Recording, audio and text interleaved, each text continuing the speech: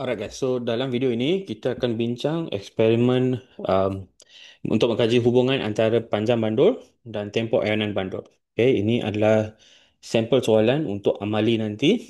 Okay, jangan ambil ini sebagai ramalan. Okay, ini bukan ramalan, tetapi ini untuk bantu awak tahu teknik-teknik dia. Okay, teknik-teknik untuk menjawab nanti.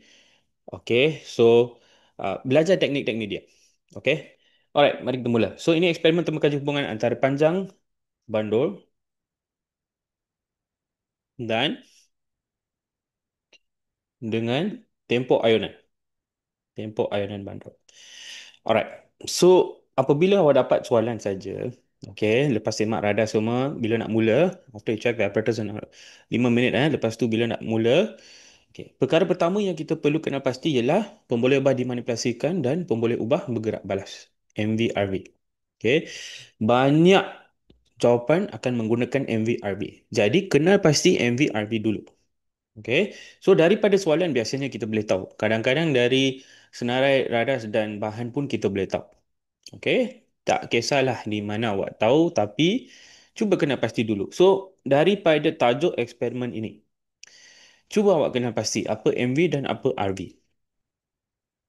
Okay. Pemboleh ubah yang dimanipulasikan ialah panjang bandul. Kita akan ubah. Kita akan guna panjang bandul yang berlainan pada awal eksperimen. Lepas tu kita akan kaji kesan dia ke atas tempoh ayunan bandul. So, tempoh ayunan bandul merupakan pemboleh ubah bergerak balas. Okey. So, pemboleh ubah dimanipulasikan ialah apa yang kita ubah pada awal eksperimen. Pemboleh ubah bergerak balas pula ialah itu pemboleh ubah dimanipulasikan. Pemboleh ubah bergerak balas pula ialah pemboleh ubah yang kita ukur atau kita perhatikan pada hujung eksperimen. Alright. Okay. So, MVRV sudah ada. Jadi di sini apa yang patut dimalarkan. Okey. So, kita tulis yang ini dulu. Pemboleh ubah dimanipulasikan dan bergerak balas. Okey. So, panjang bandul dimanipulasikan ialah panjang bandul, bergerak balas ialah tempoh ayunan bandul. Okey. So, apa yang dimalarkan? Apa yang patut kekal sama bagi semua panjang bandul? Cuba awak fikir, apa yang boleh mempengaruhi tempoh ayunan bandul selain daripada panjang bandul? Itulah yang patut dimalarkan. Right? So di sini jisim ladung bandul. Sebab jisim ladung bandul juga boleh mempengaruhi tempoh ayunan. Okey. Apabila kita sudah dapat MV dan RV, pemboleh bab dimanipulasikan dan pemboleh bab gerak balas, kita sudah boleh tulis hipotesis dan inference. Okey, untuk fizik ya, okay, dia lain daripada kimia dan bio. So, cara jawab dia lain, tak sama. So, hipotesis, awak kena baca soalan betul-betul. Adakah dia nak hipotesis berdasarkan eksperimen? Ataupun dia bagi satu situasi, lepas tu dia tanya awak, apakah hipotesis berdasarkan situasi? Awak kena baca soalan betul-betul lah. Okay? So, kalau berdasarkan eksperimen, kita guna pemboleh ubah eksperimen. Macam ni. Panjang bandul, tempoh ayunan bandul. Kalau kalau dia suruh awak tulis hipotesis berdasarkan situasi, awak kena guna situasi pula. Okay? Alright. So, berhati-hati di sini. Sama juga untuk inference. Sama. Baca soalan betul-betul. Adakah dia berdasarkan situasi atau eksperimen? Okay. So, apakah format untuk hipotesis? So, format untuk hipotesis semakin-semakinlah seperti biasa. Semakin-semakin. Semakin MV, semakin tinggi atau rendah MV, semakin tinggi atau rendah RV. Ini adalah format hipotesis. Format dia memang sama untuk semua sains lah. Untuk kimia dan bio juga sama. Okey, so apa hipotesis dia? Apabila panjang bandul.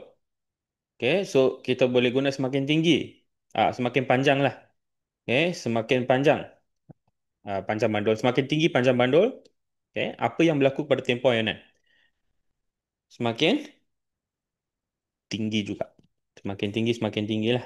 Okey, maksudnya kalau uh, bandul ini, kalau dia lebih panjang, kalau tali dia lebih panjang, maksudnya tempoh ayonan pun lebih lama.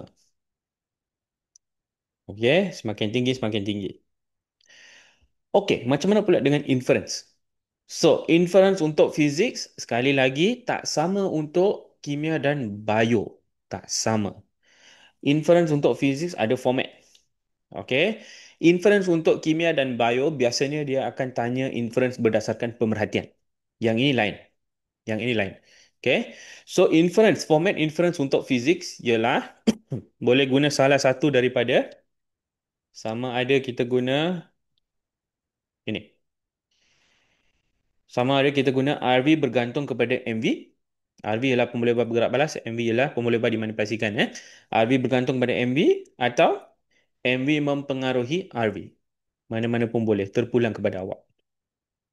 Okay, tapi mesti ikutlah format ini. Ha? So, di sini contoh jawapan saya. So, saya guna yang ini. RV bergantung pada MV. So, RV ialah tempoh ayonan bandul kan? So, tempoh ayonan bandul bergantung kepada panjang bandul. Panjang bandul ialah MV dia. Okey, tempoh ayonan bergantung kepada panjang. Ha. So, ini format untuk inference lah. Tapi ini untuk eksperimen ya. Okey. Sekali lagi, saya nak ingatkan, sila baca soalan betul-betul. Pastikan soalan, uh, uh, semak dulu. Soalan tanya tentang eksperimen ke tentang situasi yang diberikan. Okey, awak boleh tengoklah semua skema soalan-soalan percubaan tahun ini. Awak boleh nampak perbezaan dia. Ada yang bagi ikut situasi, ada yang bagi ikut eksperimen. So, baca soalan betul-betul. Okey? Alright. So, apakah susunan radas? Nah, jangan ambil ringan. Susunan radas ini, okay, pernah keluar dalam SPM ya. Okay? Pernah keluar dalam amali SPM untuk bio. Dia suruh lukis susunan radas. Itu kira tak berpandu lah sebab dia tak bagi prosedur. Okay? Dia suruh lukis susunan radas. Jadi, awak kena tahulah susunan dia. Ha? Kalau boleh, ambil satu kertas kosong, pause dan cuba lukis sekarang. Okay? Berdasarkan ini, berdasarkan radas dan bahan ini. Pause dan cuba lukis dulu. Okay. Saya harap awak berjaya lukis lah. So, susunan radas dia macam ni.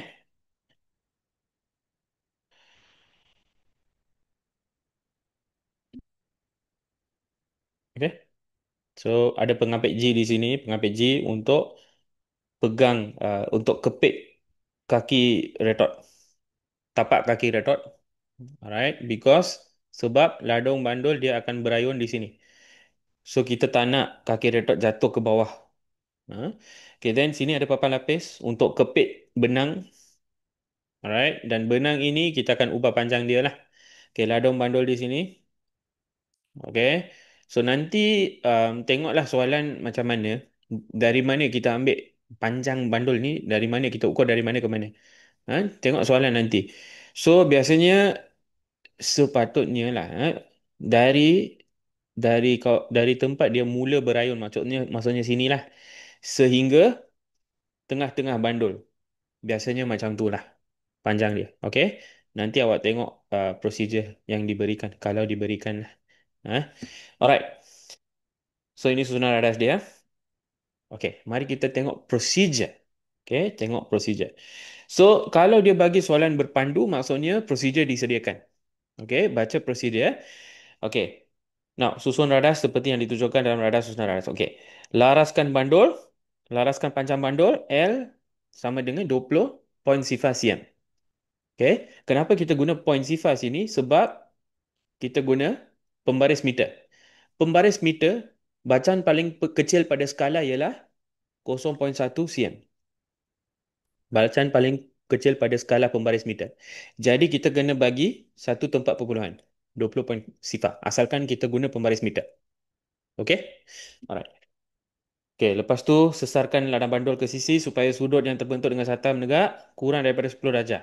Okey, maksudnya ini adalah ini kalau kita tak buat apa-apa lah. Then sesarkan dia.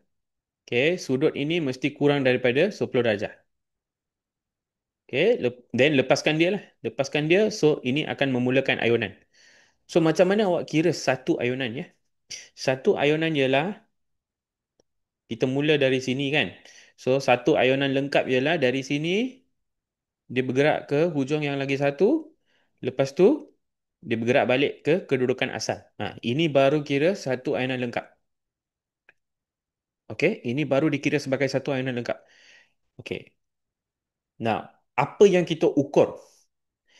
Okey, ukur dan rekod. Okey, ini penting. Bila saja awak nampak perkataan rekod dalam prosedur, awak mesti sertakan dalam jadual keputusan nanti. Okey, ingat jadual keputusan nanti saya ajar. Okey, komponen-komponen dia nanti saya akan ajar. Tapi tengok prosedur. Mana-mana dia sebut rekod, yang itu mesti dalam jadual. Biasanya macam tu. Okey? Okey. Okey. So, ukur dan rekod masa yang diambil untuk 20 ayunan lengkap. 20 ayunan lengkap. Memang kita tak boleh ambil satu. Jangan jangan kira untuk satu saja. Mustahil kita dapat nilai yang tepat sebab dia terlalu cepat.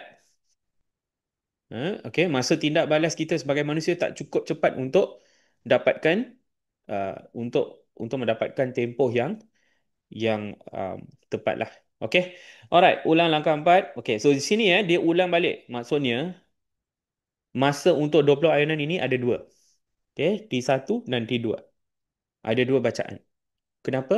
Kita nak meningkatkan kejituan keputusan. Okey. So ulang sekali lepas tu dapatkan purata. Tambah bagi dua lah purata. Okey. Nah, ingat purata ini adalah untuk 20 ayunan, bukan tempoh ayunan. Tempoh ayunan maksudnya satu ayunan lengkap. Ini untuk 20 ayunan. So selepas kita dapat nilai purata untuk 20 ayunan okey, baru kita hitung, okey, kita hitung tempoh ayunan macam mana? Ambil nilai purata tadi bahagi 20.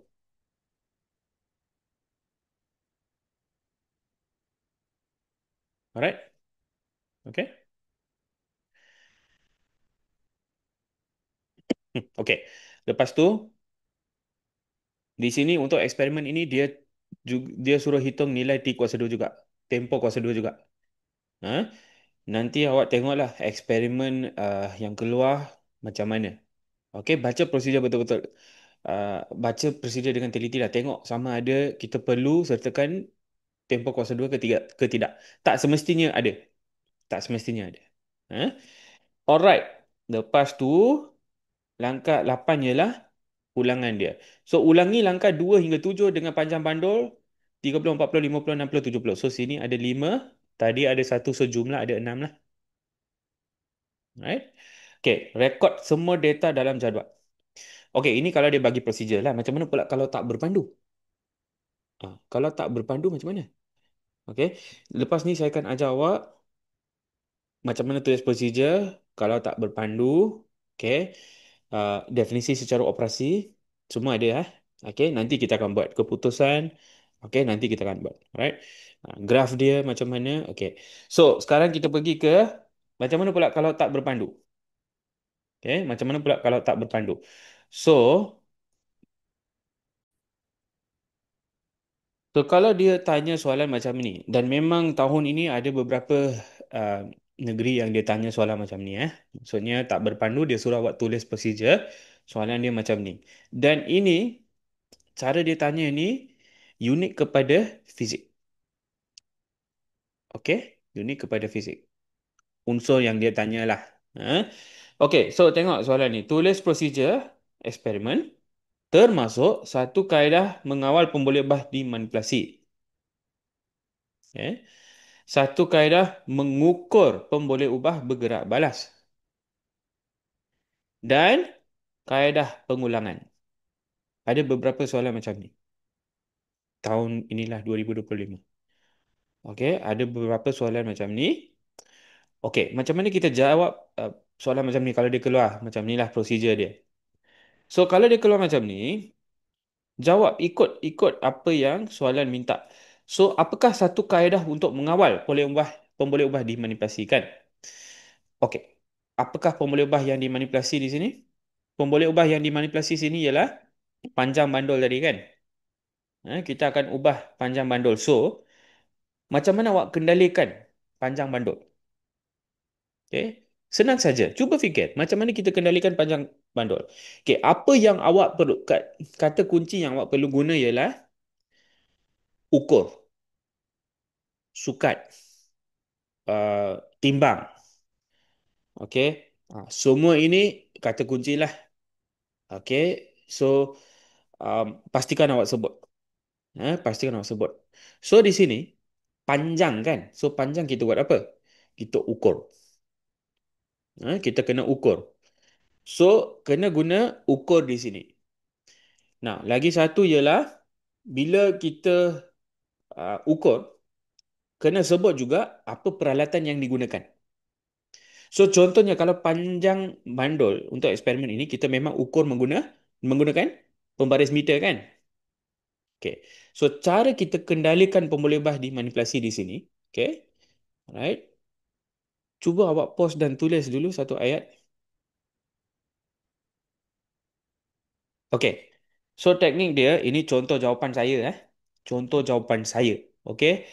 So satu kaedah mengawal pemboleh bah dimanipulasi di sini ialah ukur dan tetapkan panjang bandul kepada 20.0 cm menggunakan pembaris meter. Ini contoh jawapan saya. Okay. So di sini mesti ada ukur. Okay. Tetapkan panjang mandul kepada 20 poin sifar. Bagi bagi ukuran yang spesifik. Bagi ukuran yang spesifik. Ukuran pertama itulah. Okay. Sebab nanti ada kaedah pengulangan. So tak payah bagi semua di sini. Bagi ukuran yang pertama saja. Lepas tu menggunakan pembaris meter. Inilah peralatan yang digunakan untuk mengambil ukuran. Semua ni kena sebut. Boleh? Faham tak format dia? Okay. Okay. By the way, tak ada setahu saya lah. Tak ada format rasmi. Tak ada format rasmi yang umum untuk semua. Tak ada. Okay. So, ini adalah berdasarkan contoh jawapan yang kita dapat daripada soalan-soalan percubaan. Alright. Kalau awak tanya cikgu sekolah pun, ramai pelajar saya bagi tahu saya, ah, yang tu pun mereka tak pastilah. Tapi bukan salah mereka. Okay, bukan salah mereka. Bukan salah sesiapa lah. Sebab secara rasminya memang tak ada format. Ha? So, awak kena faham ini adalah contoh jawapan. Ya? Okay? Alright. So, ini berdasarkan maklumat yang kita ada sekarang lah. Berdasarkan skema-skema yang ada. Alright? Okay. So, ini adalah kaedah mengawal pemboleh ubah dimanipulasi. Okay. Kaedah mengukur pemboleh ubah bergerak balas. Okay. Macam mana kita mengukur pemboleh ubah bergerak balas? So, sekali lagi, kena sebutlah. Kena sebut apa yang kita ukur. So sini walaupun pemboleh ubah bergerak balas ialah tempoh ayunan bandul kan. Kita tak ukur tempoh ayunan terus kan secara langsung kan. Okay. So yang ini awak kena sebut semualah. So apa yang kita ukur sebenarnya? Kita ukur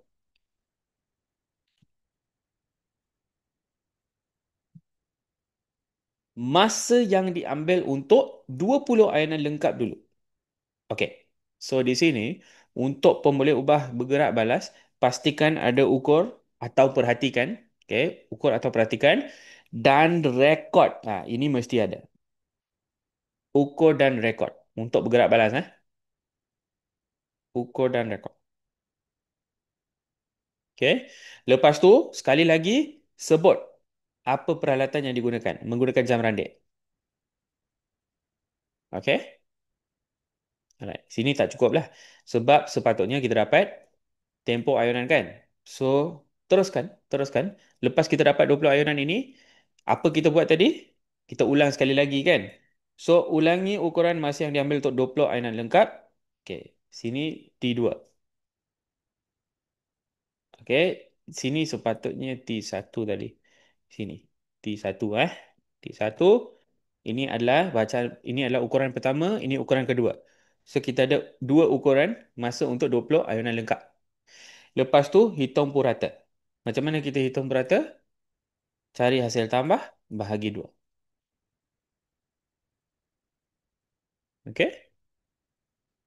Nah, ini masih lagi untuk 20 ayunan kan? So, macam mana kita dapat tempoh? Kita perlu ambil nilai purata ini, purata untuk 20 ayunan, bahagi 20 lah. Bahagi 20. So, sekali lagi, okay, untuk pembuluh ubah bergerak balas, pastikan awak tulis rekod. So, semua ini kita kena rekod tau. Semua nilai ni. T1, T2, okay, lepas tu purata, lepas tu tempoh. Semua kena rekod. So, cara saya buat je lah, saya tambah lagi satu di sini. Rekod T2, T purata dan T dalam satu jadual. Habis.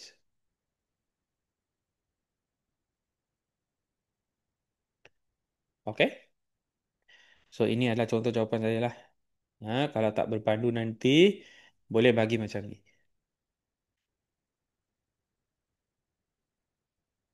Okey. Lepas tu kaedah pengulangan. Macam mana kaedah pengulangan pula? So, pemboleh ubah dimalarkan. Yang itu um, saya belum nampak lagi. Okey, untuk fizik lah. Untuk bio ada. Untuk bio ada Tapi untuk fizik saya belum nampak lagi. So, um, kalau kita ikut format untuk bio, kalau kita ikut format untuk bio, then mesti tulis tetapkan. Tetapkan contohnya sini GSM kan. So, tetapkan GSM bandul. Okay. Iaitu bagilah GSM dia. Okay. Ataupun tetapkan GSM bandul dengan menggunakan bandul yang sama. Ladung bandul yang sama. Okay. So, kalau ada kuantiti, kena sebut kuantiti. Kalau dia tak bagi kuantiti, maksudnya contohnya macam ni. Eksperimen ni dia tak bagi kuantiti sebab kita guna ladung bandul yang sama saja. So, sebutlah. Okay. Tetapkan GSM ladu bandul yang digunakan dengan menggunakan ladu bandul yang sama untuk semua panjang bandul. Contohlah. Tapi saya belum nampak lagi lah setakat ini. Okey. So, macam mana pula dengan kaedah pengulangan dia? Ini paling senang lah. Ulangi eksperimen dengan MV sama dengan dah dah dah dah dah. Okey, ulangi eksperimen dengan MV sama dengan semua nilai yang lain. Pastikan semuanya awak bagi sekurang-kurang bagi 5 lah. Semuanya 5. Maksudnya satu lepas tu ulang 4 kali. Pastikan ada 5 bacaan. Untuk fizik Untuk fizik. Okey. So kaedah pengulangan macam ni. Ulangi eksperimen dengan panjang bandul ini. Habis. Right?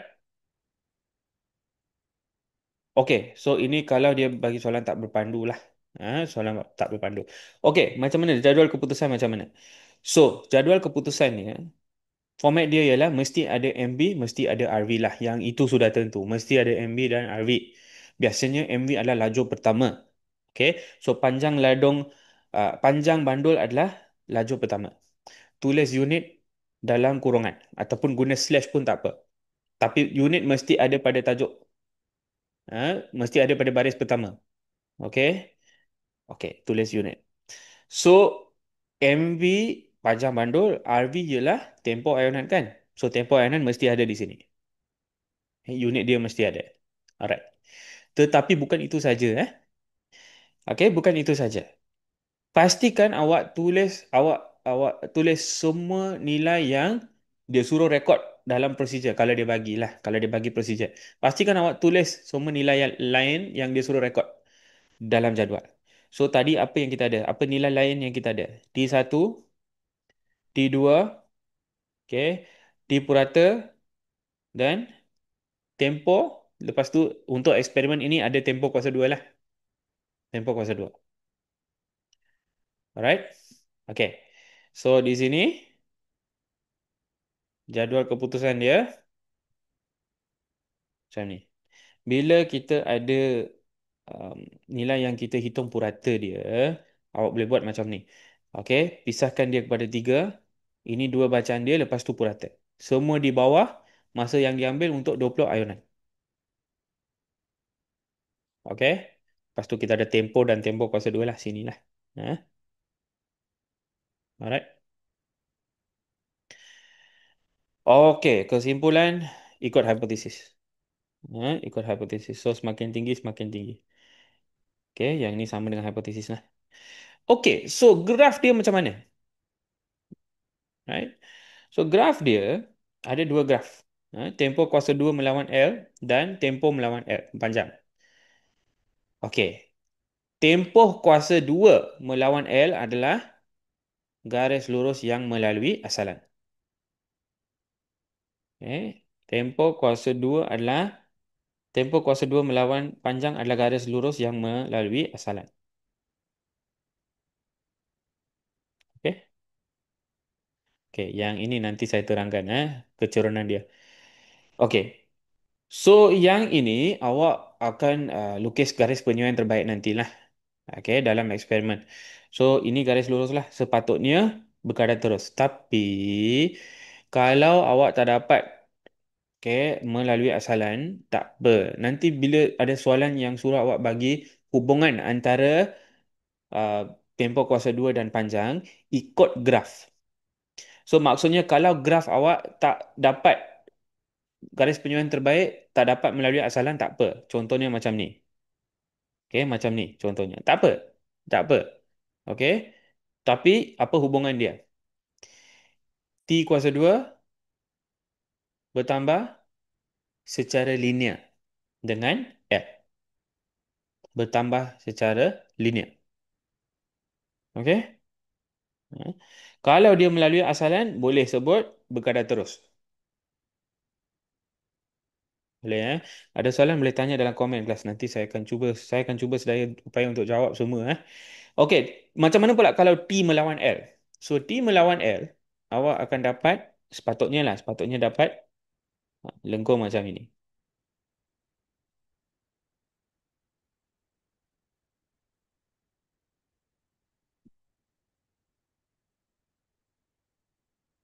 Okey, sepatutnya dapat lengkung macam ni.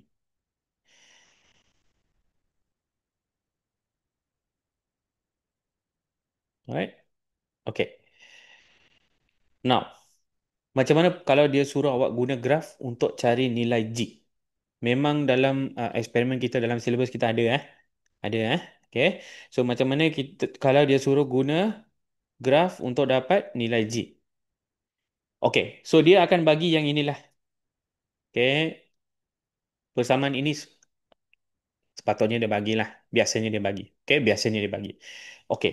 So, kalau kita guna yang ini kita tak boleh guna graf tempoh melawan panjang, tak boleh. Kita hanya boleh guna graf tempoh kuasa 2 melawan panjang. Okey? Sebab di sini hubungan dia tempoh kuasa 2 panjang. Okey, so bagi siapa yang belajar matematik tambahan, kita perlu guna hukum linear di sinilah. Hukum linear. Okey. So, ini Y besar. Y besar T kuasa 2. Ini X besar. X besar ialah panjang. Okey, bagi siapa yang tak belajar matematik tambahan, jangan risau. Senang saja. So, awak asingkan dia. Asingkan T kuasa 2 di sini, ini Y huruf besar. Sebab ini garis lurus kan? Ini garis lurus kan? Apakah bentuk am? Garis lurus? Bukan bentuk am lah. Bentuk kecerunan. Y sama dengan MX tambah C kan? So kalau ini garis lurus, dia mesti ikut bentuk ni. Betul tak? So Y ialah inilah Y huruf besar. Okey. So T kuasa 2 kita asingkan di sebelah kiri. Ini sudah. Okey. Lepas tu X ialah L. So asingkan L daripada pemalai yang lain. Okey. Bila kita asingkan L daripada pemalai yang lain, dia akan jadi 4 pi kuasa 2 per G. L. Macam ni. Okay. Okey. Tengok pintasan Y. Pintasan Y ialah sifar kan? Ha. So betul lah macam ni lah. So kalau kita ikut bentuk ini Y huruf besar, M X huruf besar tambah C. C ialah sifar. So kecerunan graf T kuasa 2 melawan L adalah ini. 4 pi kuasa 2 per G. Inilah yang awak yang awak kena guna nanti. Okay. So, cari kecerunan graf. Lepas tu, samakan dengan, okay, kecerunan graf seperti biasa kita guna rumus kecerunan lah. Y2 tolak Y1 bahagi X2 tolak X1. Okay. Lukis segitiga yang paling besar yang awak boleh lukis. Lepas tu guna dua titik lah. Untuk dapatkan kecerunan. Okay. So, lepas awak hitung kecerunan berdasarkan graf awak, berdasarkan garis penyuaian terbaik awak. Okay. Lepas awak sudah dapat nilai kecerunan itu, samakan dengan 4 pi kuasa 2 per G. Okay, lepas tu jadikan G sebagai perkara rumus lah. So, darab dan bahagi M. So, 4 pi kuasa 2 bahagi kecerunan. Nilai kecerunan yang awak dapat berdasarkan graf awak. Inilah nilai G.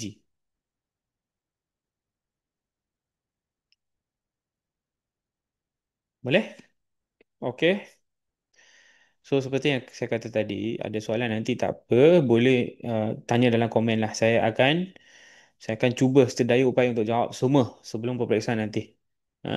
So ini adalah eksperimen dia untuk panjang bandul. So um, sekali lagi, sila bersedia untuk soalan tak berpandu. Okay. Sila bersedia untuk topik lain keluar. Ini bukan ramalan. Okay. Ini bukan ramalan. Okay. Apa yang penting ialah awak belajar teknik-teknik dia yang awak boleh pakai untuk apa-apa topik pun yang keluar nanti. Alright. Okay guys, all the best. Buat yang terbaik. Saya sudah buat video kimia dan video bio saya akan keluarkan nanti. Boleh cari link dia dalam komen. Alright. All the best guys.